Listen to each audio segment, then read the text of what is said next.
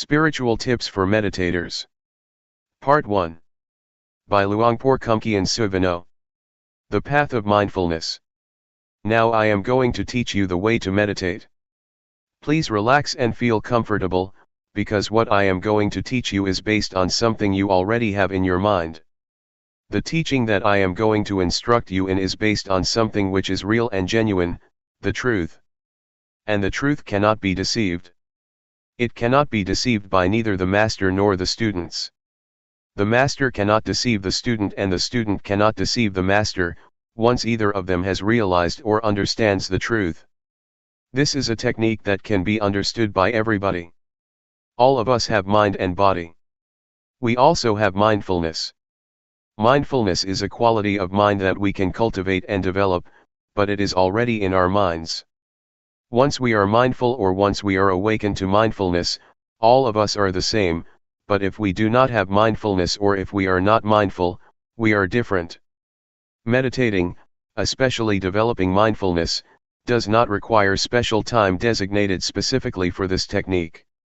It can be practiced all the time in our daily lives. It does not demand special time, mainly because mindfulness is already in our minds. It can be developed through our daily activities. If we practice properly, we will feel that our lives are normal. We cannot practice for others but have to practice for ourselves. We cannot learn from others but have to learn from direct experience.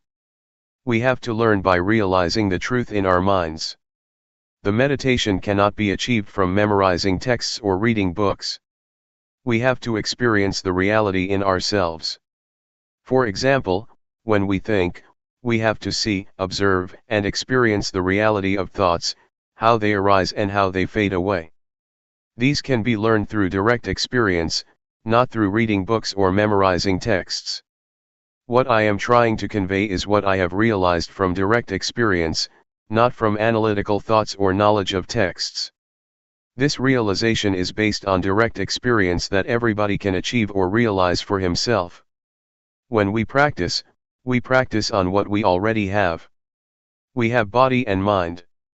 We practice by using our body as an object, our body's movement. When our body moves, when our hand moves, we should just be aware. The hand is real, the body is real, and our awareness of them is real and can be cultivated. The more we practice, the more awareness we accumulate. This way of practicing asks us to accumulate awareness, until it becomes the dominant quality of our minds. Once everybody has total awareness, everybody will be the same in the sense that their lives are normal. But if we do not have awareness, we behave differently out of hatred, greed, and delusion, which disrupts our lives so that we contradict each other, preventing harmony and creating disunity. So, the point is how to cultivate awareness. The key to Buddhist meditation is cultivating awareness, and I am going to instruct you how. Once we understand and practice by ourselves, we will know ourselves better and live our lives properly. Now I will demonstrate. Everybody, please place your palms on your thighs, sit comfortably, and open your eyes. First turn your right hand onto its edge from your thigh, raise it to the height of your chest, and move it to your abdomen. Turn your left hand from your thigh, raise it to height of your chest, and move it to your abdomen. Move your right hand to your chest, move it out, lower it to your thigh, and turn it down. Raise your left hand to your chest, turn it out, lower it, and turn it down. Again. Please try to be aware of every movement, aware, not focused. Feel the sensation of your body. Just make it natural. Just feel it. That is the way to develop awareness naturally. Sometimes thoughts will sneak into our minds, just open yourself up to them but don't follow them. Once we are aware of our thoughts, we return to our body, to the movement of our hands. This method does not encourage one to stop thinking but just to be aware of it. In fact, we cannot stop thinking because it is the nature of our mind to think. We should be open to all kinds of thoughts, but do not follow them or repress them. Just be aware. With awareness, we will be firm and not react to our minds, either positively or negatively. This is the introduction. I would like you to try, to practice, to feel yourselves and see how it affects your mind. When you place your hand on your thigh, do you know where your hand is?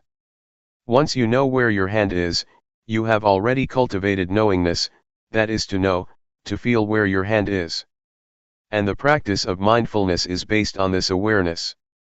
When you turn your hand on your thigh, do you know the position of your hand?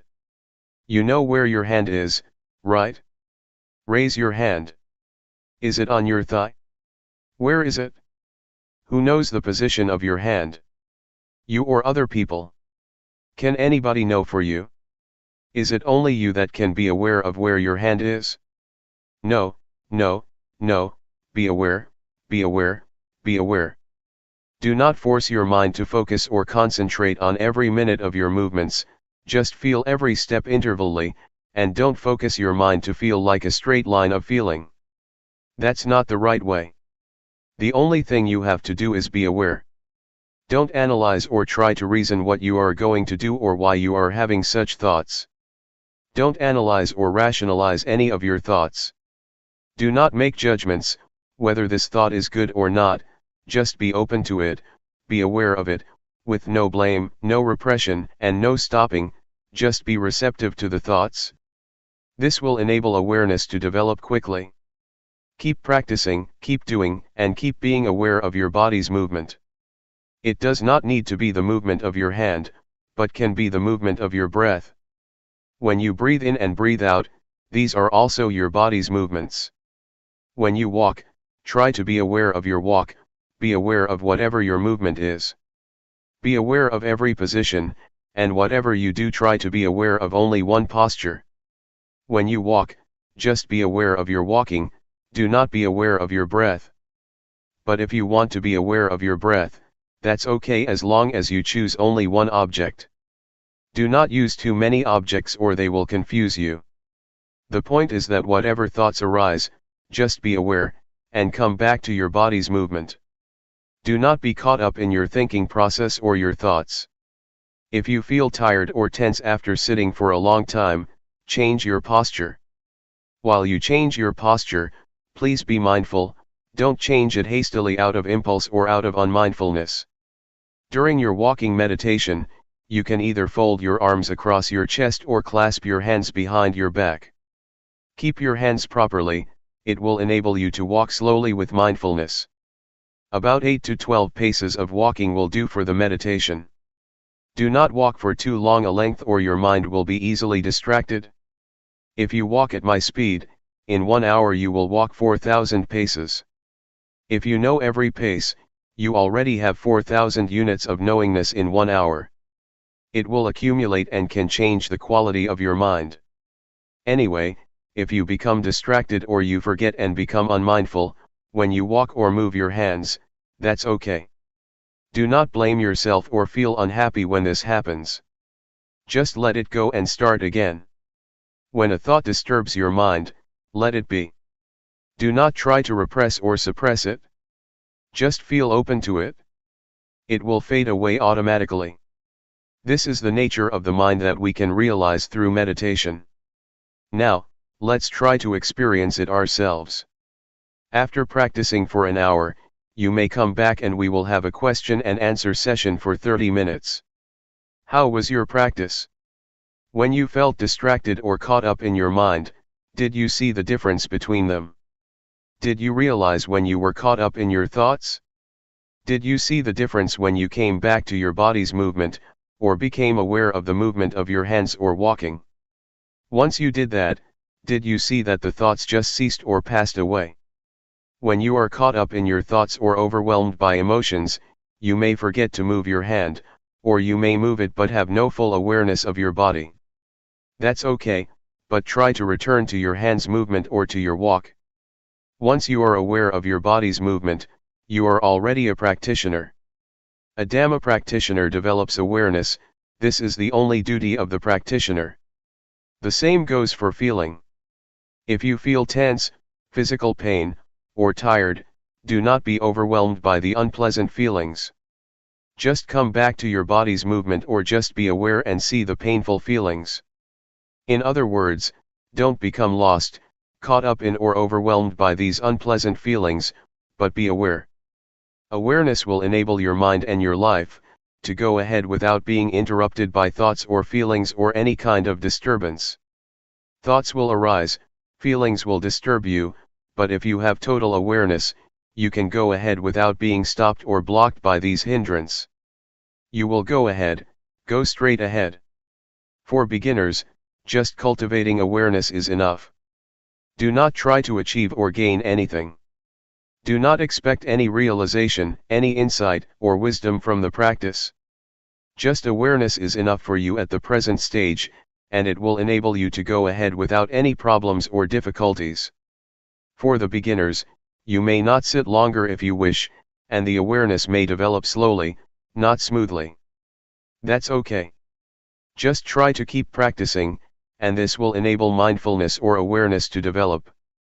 Do not feel bad when you feel you are caught up in your thoughts, or in pleasant or unpleasant feelings, or you become forgetful of the practice. That's okay. Do not blame yourself. Do not feel depressed. Just come back to the practice, come back to be aware of your body's movement. When you keep practice, you keep accumulating awareness. You will begin to see, to realize, the nature of your mind. You will see that thought are one thing and mindfulness is another. The thoughts or feelings are not you, not yours, not me, nor mine. Previously, you may have thought that the thoughts are your thoughts, but in fact, they are not your thoughts. The thoughts are just there, but they are not yours. And this you can see, because of mindfulness.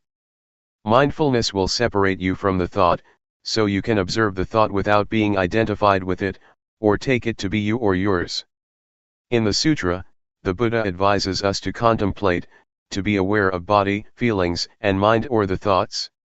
These three aspects, body, feeling, and thoughts, are already with us, they are not something outside of us. We can use them for our spiritual well-being. In the past, when we wanted to stand up, we stood up instantly out of habit. But if we practice and develop mindfulness, before standing up, we will be aware of the desire to stand up. Thus we will stand up mindfully. We can apply this approach or this attitude to whatever activity we do, and our lives will be on the path to mindfulness. Meditation's priority is to develop awareness first. It is the crucial factor that needs to be developed during the practice. This is important because we are already good at analytical thinking. But we have to practice another quality of the mind, awareness. It will lead us to a realization through direct experience, that cannot be achieved through thoughts or the analytical mind. Any questions? If you want to ask, please ask based upon the experience that you have already had from your practice in the past few hours. Do not ask through the analytical mind. Question: the mind that gives rise to thought, the mind that's mindful, and the mind that is aware, are these minds the same? Answer: practically speaking, you can see the three. You can see the scattered thoughts, or you can observe the mind. This can happen when you are aware of your body. When you are aware of your body and a thought arises, your mindfulness will come and watch and be aware of your thoughts. You can see the difference, differentiate between your thoughts and mindfulness or awareness. Without being aware of your body's movement first, it is difficult to see the difference between your thoughts and your mind. Question: when you observe a thought, is the thought in the past? Answer: once you are aware of a random thought, it is in the past, but if you are not aware of it, it is the present. The random or unintentional thought is the kamma, a kind of action, a mental action that can lead to other consequences, either good or bad. If you become aware of it, awareness will halt that mental action, thus getting rid of whatever consequences that might have happened. Question: is this practice of using your body as a meditative object for the training of samadhi? Answer: the awareness can lead to calmness, if you are caught up in or dwell on the calmness that is the samatha, calmness meditation. But if you lift your mind from the calmness and observe the calmness, then it is insight meditation. So it depends on how you deal with calmness. If you dwell in the calmness, it is a calmness meditation. If you observe the calmness, it will lead to insight meditation. Question: is this awareness the same as the Buddha's? Answer: the awareness mentioned above is the same as the quality of Buddhahood. It will lead to total insight. This kind of practice also includes the threefold training: morality, concentration, and wisdom. Question: do you mean that awareness includes threefold training? Answer: the threefold training is not awareness itself, but is based on awareness. You cannot keep precepts without awareness. Awareness will enable you to keep the precepts, sila. And awareness will enable you to develop concentration, samadhi, and to gain insight, panya. We need not waste time developing sila, samadhi, panya by different ways, but go directly to develop awareness, then sila, samadhi, panya will take place. According to the Buddhist canon, the Buddha said, self-awareness is the origin of wisdom, the parent, the source of righteousness. But unknowingness or unawareness is the source or the parent of all evils. Question: nowadays, young children seem to be practicing awareness all the time. Even we, when we are exposed to something new, seem to be more aware. It seems as if we come to this world practicing awareness, then we start thinking, then we have the same thoughts over and over, and that turns off our awareness.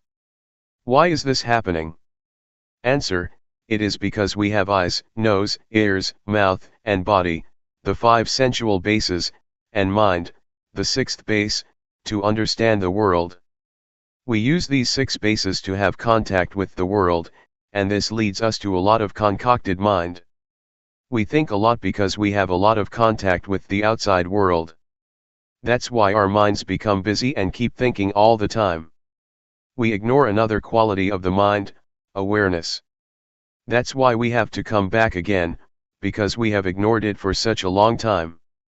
We have occupied ourselves with thinking, because of our contact with the outside world through the 5 sensual bases. Awareness will liberate us from all unpleasant events and unfetter our minds. It will liberate us from all hindrances and fetters. I can assure you that awareness will rescue our lives.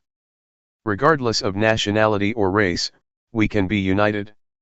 Regardless of our differences, we have one thing in common: awareness. Awareness is in every person. So, I would like to encourage you to develop awareness, so that we will go beyond nationality and race. After the practice, do you feel that you can get in touch with awareness, the awareness in your mind? It is an quality inherent in you, that leads you to get in touch with it. Question: it's very hard to slow my mind down. Answer: we are not going to stop the thinking process, we are not going to fight it. If you fight it, you are going to be tired, because it is very difficult. Just to be aware of it, just observe it, and it will pass away on its own. Do not try to get rid of it. If you try to get rid of it, you will feel exhausted. Sometimes, you may find your mind was more scattered during the practice than during your normal daily life. The more you practice, the more your mind is scattered. Sometimes this happens to practitioners, but that's normal. Just be aware of it and ignore it, and try to be aware of your body's movement. The more you keep coming back, the more awareness will accumulate. Just keep coming back.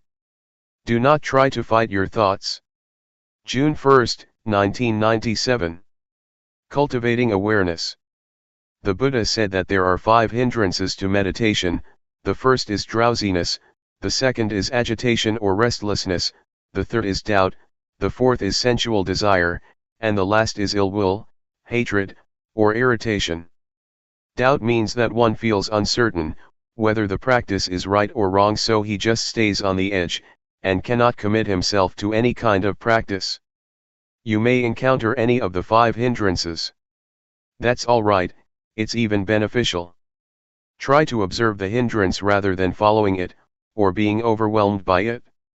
To observe is to keep your mind from identifying with these 5 hindrances.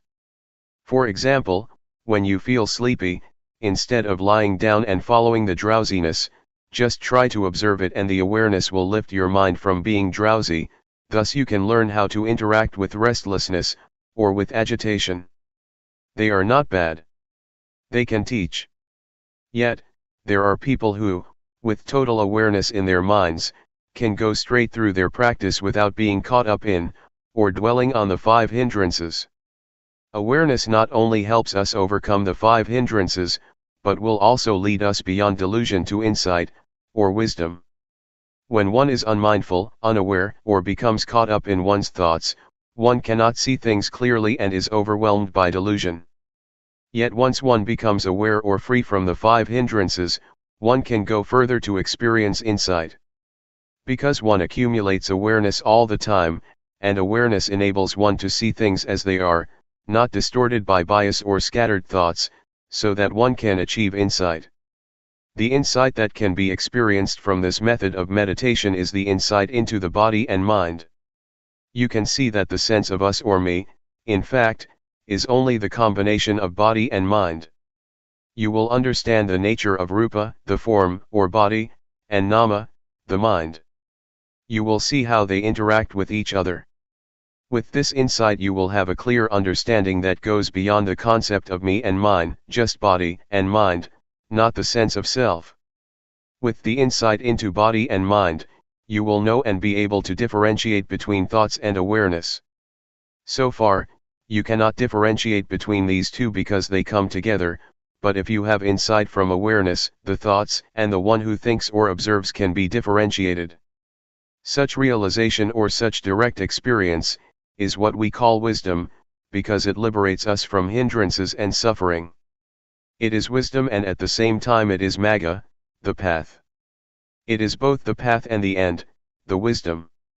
If you practice properly, you will see that at the beginning it is mindfulness, in the middle it is mindfulness, and at the end it is also mindfulness. It is both means and end, path and wisdom. What I just said is quite ahead of you. It is a state that you may not have experienced yet, but I wanted to inform you of what you are going to realize, if you practice properly and continuously. Please try to concern yourselves with what you are practicing now. Just be aware, and once you keep practicing, results will come on their own without any attempt on your part. Therefore, put your effort into the practice. Awareness from this practice will get rid of delusion. The more you are aware, the less you are unaware. Unawareness is identical to delusion or ignorance. If you accumulate awareness through this method, it will form a solid base for keeping moral precepts, for concentration, and for wisdom. You will live your life morally once you have full awareness. At the same time, you will also have calmness or concentration, once you are fully aware of what you are doing. Meanwhile, insight can take place with awareness. Thus, awareness can lead us to the totality of life, the totality of education or training. Awareness or mindfulness enables us to awaken. An enlightened one is one who has total awareness, total mindfulness.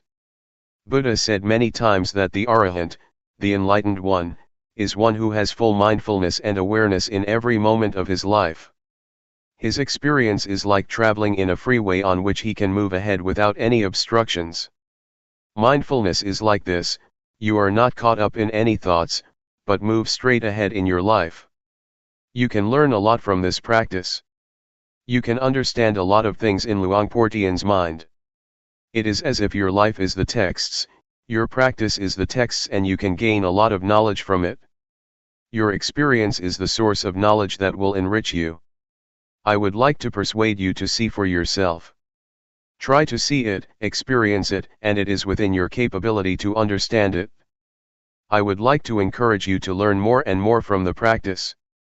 This is not some kind of propaganda or an advertisement, but just an encouragement. Practice like this is sort of forming a new habit of awareness. Right now, we have the habit of unawareness, of doing things out of habit without awareness, but if we accumulate awareness, a new habit will be formed, and whatever we do, after we practice properly, we will be aware of our daily movements. But if we do not practice, we will easily fall back to delusion, to our forgetful habits. So, please try to accumulate awareness and try to be mindful. Another point that I would like to emphasize is that, awareness is not a quality confined to myself or monopolized by anyone. It's a quality inherent in all of you. You are all capable of increasing and developing your mindfulness, not only in this room but also in your daily lives. That's all I would like to share with you. The only thing you should do is to realize it yourselves. What I talked about is not for you to memorize but for you to experience yourselves through practice. Both of us will stay here for more than a month. Should you have any problems, please come and talk with us. Question: awareness is not limited to our hands movements only, right? Can it be expanded to things like scratching itches? Answer: that's right. Whatever you do, whether coarse or subtle, breathing or swallowing saliva, or even when you just raise your hand to get something, be mindful. Just be aware of whatever you are doing. That's the proper way to practice. Question: if one moves without awareness, is that ignorance? Answer: yes, that is a kind of ignorance. There are many kinds of ignorance. The most fundamental ignorance is of the things that cause suffering to you, whatever kind of thoughts or understanding that troubles you, or creates suffering for you. Question: the Buddha's awareness is the same awareness that we are talking about, except his awareness is continuous, right? Answer: yes, it is the same, but the awareness of the Buddha is not only continuous, but is also awareness in its totality, awareness that replaces ignorance to the extent that there is no residual of ignorance left. But for us, we still have ignorance, our awareness still broken. Question: what is the difference between the awareness of Sotapanna, Sakadagami, Anagami, and Arahant? Answer: the awareness of these four enlightened beings are different in terms of degree, and also in terms of quality. The first stage of enlightened being, Sotapanna, has awareness that can get rid of the strong sense of self and uncertainty. The second stage of enlightened one, Sakadagami, can eradicate sensual desire and repulsion almost completely. For the Anagami, sensual desire and repulsion are eliminated completely. It is the different degrees of awareness that leads to different qualities. It is as though we are climbing up a ladder. In the first stage of enlightenment, the awareness is less powerful than that of the Arahant, or the last stage of enlightenment. For example, when we get angry at something, we will think about it over and over again. But for the enlightened one, especially the third one, Anagami, once anger occurs, it just happens and he can let go of it. It just occurs one time and then he goes beyond the anger. Anger is eradicated by total awareness, or wisdom. It's like a heated iron, once we touch it, we should feel the heat and never touch it again. For the enlightened one, anger is like a hot iron, once he touches it, he is aware of the heat from his anger, and will never return to and identify with it again. But ordinary people, not aware that anger is like a heated iron, just touch it over and over again without realizing that it is very harmful. The awareness that I mentioned, is the awareness that can enable us to see no self in the body, no self in feelings, no self in emotions, no self in thoughts. It is the awareness that can liberate us from suffering. Please do not just accept what I told you, see it for yourselves and practice until you can know it for yourselves. Then nobody can deceive you, nobody can mislead you, because you have already experienced it. What we should do is pay respect to the Dhamma, the highest refuge. You should not pay highest respect to me or to anybody else, but to the Dhamma that is already in everybody. Please pay respect to the Dhamma in ourselves. Be aware at every moment. When you go home, Try to maintain your awareness at all times. June 1, 1997. Knowing yourself. As I told you earlier, all of us are friends even though we have just met here, because we have been friends since our birth into this world. In Buddhism, friend has a broad meaning. All of us are friends because we are sentient beings. We all share the cyclic existence, all of us share birth, decay, aging, and, finally death as human beings. That is why we are all friends. Another thing that we have in common is that each of us has body and mind. Each of us has common characteristics.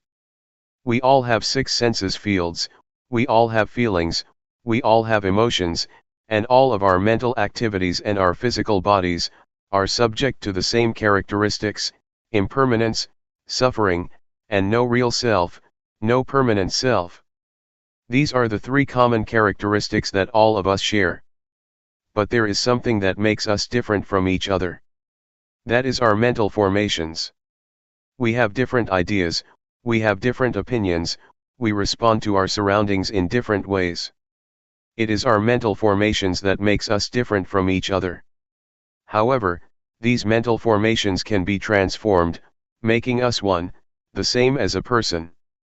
Previously, I said to many of us here that, despite our different characteristics, although there are various kinds of people, we can be the same if we have mindfulness. If mindfulness prevails in our lives, we will be the same, but it will be different if unawareness or unmindfulness prevail, because they make us behave differently and perversely. Anyway, I would like everyone here to feel comfortable when you are listening to Dhamma. You should feel comfortable because I am going to speak about what you already have: mindfulness, calmness, clear comprehension, and self-awareness. All of these qualities are already present in your mind. I would like to take this opportunity to share my experience of how to be one with the Dhamma, to apply and integrate Dhamma, or the truth, into our lives. 3 years ago, when I first came here, a Western student asked me, "What brings you here? What do you know? What knowledge do you bring with yourself?" I replied that the only knowledge that I have is knowledge of myself, I just know myself. So, he asked, "What do you mean by knowing yourself?"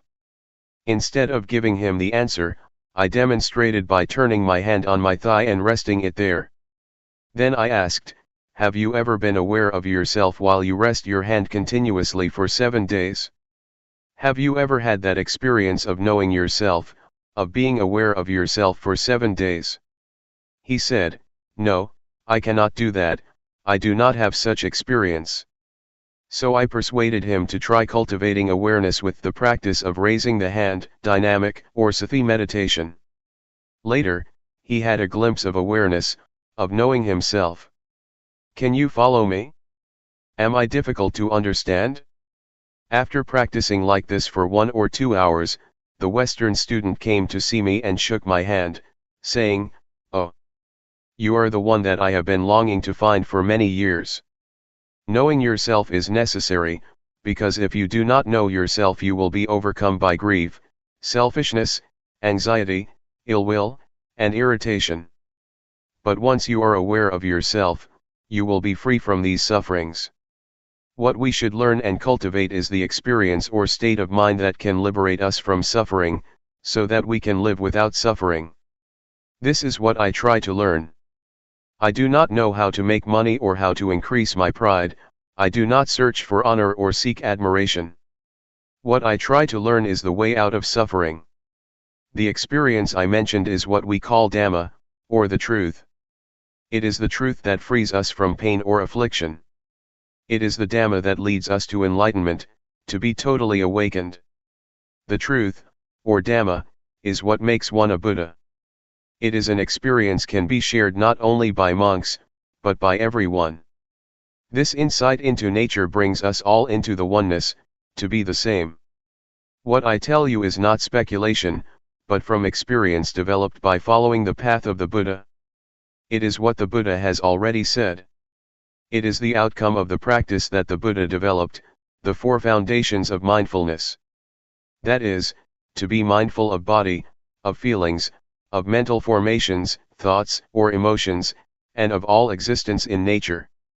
Question: can people who have jobs that require a lot of concentration, such as scientists, maintain awareness while concentrating on what they are doing? Answer: it is possible to have both concentration at work and awareness of what we are doing. In fact, concentration and awareness should go together. You cannot concentrate if you are not aware of your thoughts or of distractions. Once we are mindful, once we are aware of the distractions, we can concentrate because we are able to remove the distractions. Not only does mindfulness help us to concentrate on what we are doing, it also helps us to use our intelligence more effectively. Mindfulness is like the master who tells how to use our intelligence properly. If you do not have mindfulness, or if your mindfulness is very weak, it is not easy to use the intelligence and information that you already have in a beneficial way. Mindfulness is like the software that tells us how to retrieve the information for this purpose. In Thailand, we compare mindfulness to the captain who controls and guides the ship and intelligence to the engine. So the captain controls the engine in the same way that mindfulness controls intelligence, to make the most use of it. So the answer to your question is twofold: mindfulness and awareness are both important. They enable us to concentrate and to use our heads, or our intelligence, properly in a beneficial way. Question: when I have a lot of problems, I seem to lose awareness of my body. Is that okay? Answer: it is normal that at that moment you cannot be aware of your body, but you still have to be aware of the thoughts in your mind. It is okay, because awareness means being aware of both your mind and your body. For those who have to think, it is at that moment that they should be aware of their thoughts, but it is not necessary to be aware of their bodies. Question: when I am reading, I am not aware of anything else. Is that also a form of meditation? Answer: yes, it is a form of meditation, if you hear the noises around you but do not pay attention. If you concentrate on reading, but are aware once you feel something strange outside, and you can turn your attention from your reading to the outside, it is a form of meditation. But, if you concentrate and try to cut yourself off from your surroundings, then, it is not mindfulness meditation. Question: are mindfulness and awareness the same thing? Answer: technically speaking, they are not the same but work together very closely. Mindfulness means sati in Pali. Awareness means sampajanya. But sati and sampajanya are very close, they are twins. In Thailand we call both sati and sampajanya mindfulness. Practically, they are synonyms, but technically, they are different. Question: can you explain the difference? Answer: sati, or mindfulness, means recollection, or calling to mind. Awareness means you know clearly what is going on in your body and mind. They have to be together. Once you collect your mind on some particular moment or movement, you already have the clarity of that movement and of yourself. They go together. Awareness is the consequence of mindfulness. Mindfulness and awareness are the crown, or the peak, of all Dhamma, or all teachings. If we are mindful, if we are aware of ourselves, it is not possible for us to break morality, or sila. Once we are mindful, we are free from distraction, and concentration arises. This is samadhi. With awareness, our minds become clear. With such clarity, insight will arise. This is Panyat. These three are the totality of Buddhist teaching. We call it the threefold training: training in higher morality, in higher concentration, and in higher wisdom. That is why mindfulness and awareness are called the crown of the Buddha's teachings. It is the teaching as a whole. With mindfulness and awareness, samatha and vipassana are possible. Samatha means calmness meditation, vipassana means insight meditation. These two types of meditation are possible with mindfulness and awareness. Question: the atmosphere was so dynamic, going from one thing to another, acquiring one thing and then another, another. It is desire, get, achieve, achieve, I had to leave. I found I was more centered when I reached home than I was at the monastery. Yet, the monastery is based on experience and wisdom, and it is this atmosphere the Buddha wants. I cannot explain why this is valid. I came 2 years ago to Chuangyen. There was the lake and the little pagoda but no statues, and today I come here and find size and quantity. I find a disturbance that was not here before. I am having a hard time placing myself in a peaceful relation to these. Can you comment on this? Answer: there are 4 aspects of Buddhism. The first is the teaching or state of mind that can be realized through the practice. Second is the tradition, customs, conventions, or rituals. Third is the material aspects, like buildings, temples, halls. The fourth aspect is the personnel, monks, nuns, laypersons. I try to emphasize the first aspect of Buddhism, that is the teaching or the experience that can be realized through the teaching. We should concentrate on this aspect. Do not pay much attention to the rest, the rituals, the buildings, or the personnel. If we focus on the teachings and the experience that can be developed from the practice, we will realize ourselves. So, I suggest you do not pay too much attention to the other 3 aspects or they will disturb your mind. It also happens in Thailand. There is much contradiction between teaching and practice, between the teachings and the monks themselves. Sometimes monks behave themselves badly, but this does not mean that you should ignore the Dhamma, the teachings. We have to separate the teachings and the personnel, the buildings, and the rituals. Sometimes the rituals contradict the teachings. Sometimes, monks are self-centered, practicing meditation without concern for the world. If we engage ourselves in these kinds of arguments, we cannot find peace. So, just keep practicing and try to put the teachings into practice. This does not mean that if one individual practices properly, the rest will follow. No, I only suggest that we start with ourselves. If we expect other people to start, if we expect other people will start without beginning with ourselves, then nothing will happen. Let us start with ourselves and then pay attention to the rest. I would like to share my experiences of when I was a young monk, just a beginner, starting to practice Sati meditation 30 years ago. The other monks, my friends, were not serious about the practice. They preferred chatting all the time, and many monks tried to engage me in their conversation. Many things around me were quite irritating, quite annoying. But I decided that I would not pay attention to my surroundings. I behaved myself properly and paid attention only to myself. If I engaged with my surroundings, with my fellow monks, I would not progress in the practice. So I just tried to concentrate on myself and ignore whatever was happening in the monastery. I started with myself first to make progress. But the most important hindrance is internal disturbances, not external ones.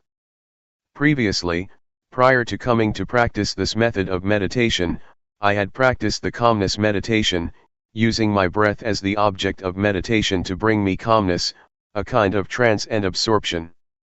But when I started practicing Sati meditation 30 years ago, I doubted this method because it never gave me calmness. I was not sure whether I should pursue this method or not. There was a kind of irritation, annoyance, and uncertainty in my mind, which kept me from practicing Sati meditation earnestly, and this hindrance was more serious than any external annoyances. But once I made up my mind that I would practice Sati meditation without questioning, without reasoning, just experiencing directly with mindfulness, I felt that progress in the meditation had been made. So I would like to suggest you be aware of and concerned with the internal hindrances, that are more irritating than any external disturbances. To practice meditation, we have to be prepared to face a lot of problems. Before Buddha became enlightened, there were a lot of devils, or Maras. Mara is the deity which tries to subvert or undermine enlightenment. The army of Mara tried to disturb Buddha, to persuade him to stop practicing, even threatening the Buddha. A lot of warriors, a lot of Maras, came to try to overcome the Buddha. But with the strong determination, with the earnest attempt and strong will of the Buddha, he overcame the army of the Mara. So, I would like to encourage you to be prepared, to be determined to overcome all obstacles that you might face during the practice. Question: you talked about the internal disturbances. Could you tell the nature of them and how to control them? Can we be without any thoughts for a minute or even a second? Thoughts are what cause internal disturbances. How can you control them? Answer: try to be mindful, try to be alert and awake, don't follow or be carried away by our internal disturbances. For example, if you feel sleepy or drowsy, do not follow the drowsiness or be carried away by drowsiness. Stand up or rinse your face with water or try to be skillful. Create or invent a method that will enable you to be alert and awake. For instance, when you are sleepy, visualize the illumination of the sky, picturing a radiant sky. This will enable you to awake from drowsiness. Drowsiness is the first hindrance, or nivarana in Pali. Nivarana means hindrances that keep you from progressing in the path of enlightenment. Besides drowsiness, there are also irritation, restlessness, sensual desire, and ill will. These are the 5 hindrances that disturb you, and you should be prepared to deal with them. But first of all, you should realize that you are able to put an end to the hindrances. They will not haunt you permanently. With this hope, you can encourage yourself to not to fall under their control. These unwholesome qualities can be transformed. Irritation, drowsiness, restlessness, and annoyance can be transformed by mindfulness. Drowsiness can be transformed into awakening, laziness can be transformed into diligence, irritation can be transformed into peace. It is in our capacity to do that. But if you are skillful and learn how to encounter these unwholesome qualities with mindfulness, you will realize that all of these disturbing qualities can bring us wisdom. They can be our teachers. Drowsiness can teach us to be more intelligent. Irritation can teach us to be wiser. These can be accomplished by cultivating mindfulness. Do you want to try? Tomorrow we will start a 7-day retreat. I will take care of you if you would like to try, and I will not mislead you. I assure you that I will lead you down the right path. Question: why do you call it Sati meditation? It is supposed to be very calm and quiet. Answer: there are 2 kinds of meditation. Calmness meditation is one, but there is another kind of meditation that asks us to pay attention to awareness. What I teach is to encourage one to pay attention to awareness of the body's movements, taking bodily movement as the object of meditation to train one to be mindful. To pay attention or be aware of whatever movement you are making, whether you are standing or walking, pay attention. You are mindful of that present movement, it is the object of meditation. It is called Sati meditation, because it uses the body's movement as the object of meditation. It is called Sati because we do not sit in stillness, but create bodily postures as the object of meditation. Driving can be a form of meditation. Reading is also a form of meditation if you read properly. Sewing is too, as when I try to sew my robe for 9 days. Meditation is to pay attention to one thing with full awareness. Meditation is not necessarily closing your eyes and crossing your legs. Question: you said mental awareness of bodily motions was important. What if you are aware of something around you? Answer: in this practice, we are aware of our body's movement. This is the main posture, the main activity. But we are also ready to be aware of other things, either in our minds or outside in our surroundings. For example, when I am practicing, if a friend comes to ask for a needle to sew his clothes, I am ready to give him the needle while still keeping with the practice without talking to him. I just stand up and find the needle for him. After giving him the needle, I return to my practice. It means that I am ready to respond or to be aware of anything that occurs to me internally or externally. I do not cut myself off from my surroundings but am ready to hear the noises. If there is nothing special, I just pay attention to my bodily movement. Question: you are also a social worker. Do you teach Sati meditation to the people you serve, and how effective is it in helping them? Answer: I teach many who are receptive to my teachings, but there are still a lot who do not practice what I try to teach, because they are busy, occupied with their careers. Most of them are busy farmers with no opportunity to practice. I myself have to preserve the forest by my temple, keeping the illegal loggers away. Sometimes I try to teach them meditation too, but it is not easy. Drug addiction is also a problem in my village.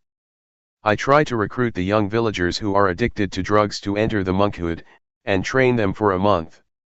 They are okay when they are monks, but when they disrobe they become addicted again. I do not know how to help them. Thai villages are transforming. A lot of modern illnesses and problems are arising on the village level. Not only poverty, which is the last problem. The new problems are drugs, divorce, the breakdown of the family and the rise of single-parent families. These kinds of problems are spreading even in the villages. Our village is quite remote but still has such problems. Now, only the old and the children are in the villages. The young people, both men and women, have gone to the city. The village is going to break down. Community life is breaking down. I hope that America will be the center of Buddhism in the future. Is that too optimistic? But it is possible, because the American people are intelligent and earnest in their practice of Buddhism. Question: can Luangpor elaborate more? Why will America be the center of Buddhism in the future? Answer: American people are intelligent. They also take meditation seriously compared to the villagers. For example, in my area, the villagers have to go out to the fields really early in the morning, cutting the sugar cane, so they have no time to visit the temple. They are busy all the time. But here, many of you live far away but can still spare the time to come here to practice meditation, while my villagers living next door to the temple have never showed up.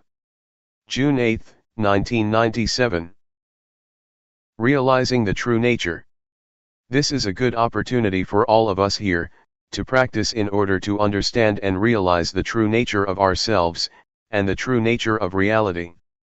There are a lot of people that cannot spare the time to practice here, but all of us here are committed to the practice. So, from now on, I would like to give meditation instructions. In the time of the Buddha, we did not have a tag that says, silent meditation to refrain from conversing with others. But it is in accordance with the principle that the Buddha established, that it is good for one to not see, hear, or talk while he is practicing meditation. If we have to speak, we should speak mindfully; if we have to see, we should see mindfully; if we have to hear, we should hear mindfully. We come here to practice meditation, to cultivate mindfulness. Mindfulness is already a quality of our mind. Practicing meditation to cultivate mindfulness, we encounter a lot of obstacles, a lot of disturbances both in our minds and from the outside. So we should learn how to cope with them skillfully. For example, when you practice, you may feel pain, be tense, or tired after sitting for a long time. You need to change your posture, changing your position from sitting to standing or walking. But before standing up, you should remind yourself to stand up mindfully. Do not stand up out of habit or stand up unconsciously, but do it mindfully, with full awareness. This is the technique that I would like to share with you. Try to allow mindfulness to guide our behavior. When we are tired of walking and would like to sit, we should be aware of the desire to sit. The desire to sit and the awareness of it are different. With awareness, we can see our desire, our need to sit. Once we can see clearly, we are aware of our desire to sit, then we start to sit. This is how we use mindfulness to lead or guide our behavior. Do not be overwhelmed by feelings of pain, tension, or physical strain. Try to resist our habitual tendencies, because our habitual tendencies will lead us to delusion, to forgetfulness, and to ignorance. It is tempting to abandon our practice, so we have to resist, to go against the stream of habit. For example, before the Buddha's enlightenment, he sat near a stream and was determined to practice to the end until he reached enlightenment. Since he was not sure whether he would achieve enlightenment or not, he put a plate on the stream to see whether it could go against the stream or not. If it could go against the stream, that would mean he would achieve enlightenment, and he found that the plate could go against the stream. This is analogous to his determination to resist the habitual tendencies, which led him to enlightenment. So, I would like you to try to follow his path, to always be aware. Be constantly aware of your body's movements. When you raise or move your hand, keep being aware of your body's movement. Do not let yourself stuck on anything else, be it high or low, pleasant or painful. Just be aware of your body's movements. For beginners, I would like to suggest you meditate in two postures, sitting and walking, sitting and moving your hands in a rhythmic pattern. But, if you want to try to meditate with breathing, and you feel that it can develop your mindfulness, that is fine. However, I would like you to practice in only two postures.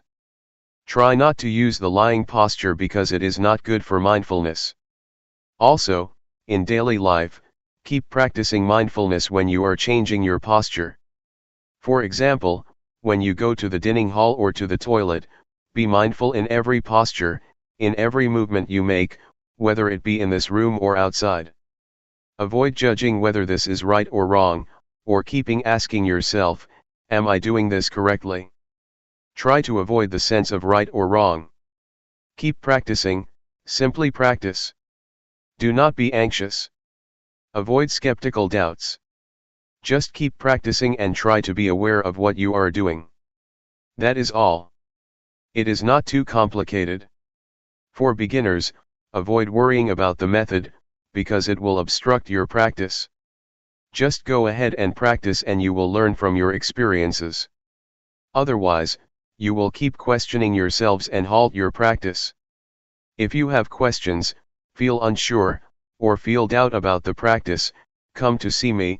Do not ask other people. Do not worry about right or wrong, do not keep asking yourself whether you are practicing right or wrong. Your direct experience will tell you. The truth will reveal itself. When you practice, you become aware of mind and body. The insight into your mind and body, the insight into the nature of mind and body, will tell you without your asking yourself whether this is right or wrong. Let the direct experience tell you. Question: what is awareness? Answer: awareness is to be aware of the sensations of the body, to be aware of what you are doing at the present moment, whether it be eating, or some particular meditation object that you choose, such as breathing. If you choose breathing as the object of meditation, you become aware of that. That is the awareness that I mentioned. Just be aware of the whole process, not the details. Place your hand on your thigh. Are you aware of it? Right hand up. Are you aware? Just be aware that your hand is on your thigh, that is okay. Then, raise it up and move it to your abdomen. Turn up your left hand. Be aware. Raise it up and move it to your abdomen. Move your right hand to your chest. Turn it out and lower it to your thigh, and turn it down. Raise your left hand to your chest, turn it out, lower it, turn it down. Again. Are you really aware of the movement of your hand? Do you just think that you are aware, or do you really experience the awareness? Now, pay attention to your breathing, inhale, exhale.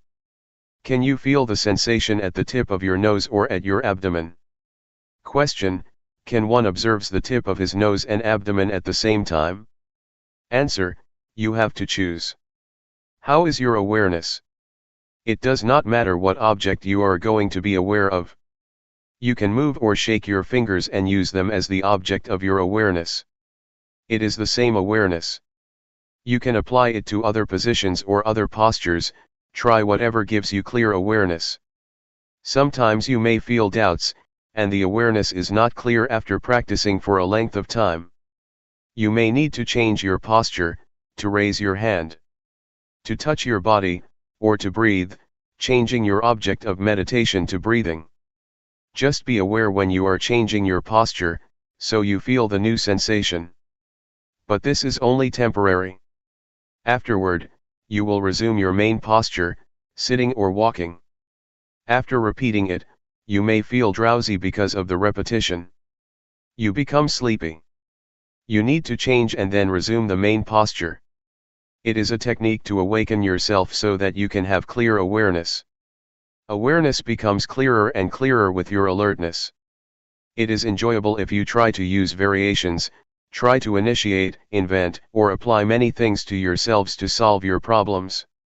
You will enjoy this and be at ease. Easy. My master sometimes changed to the posture of paying respect to be alert, to awaken himself. As for walking meditation, try to either fold your arms across your chest or clasp your hands behind your back, and walk not too slowly and not too quickly, about 8 to 12 steps. Do not gaze too far. Do not lower your head too much. Just stare at the floor about 2 meters from your feet. If you gaze too far, you will be distracted, but if you lower your head too much, you will feel tense. Feel free to choose any posture you like, but try to spend a length of time with the posture you choose. Do not keep on moving or changing all the time. When you feel tired with a posture, do not change it suddenly. Try to delay, to go beyond the time limit, try to go a little bit further. If you feel tired and you change postures right away, that is not good. Try to go further to strengthen your will, your mind, your determination, and your body. When you move your hand, keep your eyes open. Do not close them. You may feel sleepy if you close your eyes. I do not have a problem when I practice with closed eyes because I do not feel drowsy. The first hindrance is sleepiness or drowsiness, and you may be stuck in the calmness. You will feel attached to the calmness from meditation, and it will give you nothing but calmness, no insight, no clarity of mind. So do not become stuck in the calmness. When you repeat your practice and do not have many distractions, it is easy to be calm and then become attached to it, and then stuck in it. Feel relaxed when you walk or raise your hand. Do not be tense or try to achieve anything, otherwise you will become tense or worried whether the practice is right or wrong. You will be distracted. Just feel relaxed and do it with ease. If you feel relaxed, you can overcome a lot of difficulties. In Thai, there is a saying that says, face the tiger with a calm and cool mind. So do not take it seriously, do not try to get it right. It is okay if your mind wanders or is carried away. That is okay. Start again.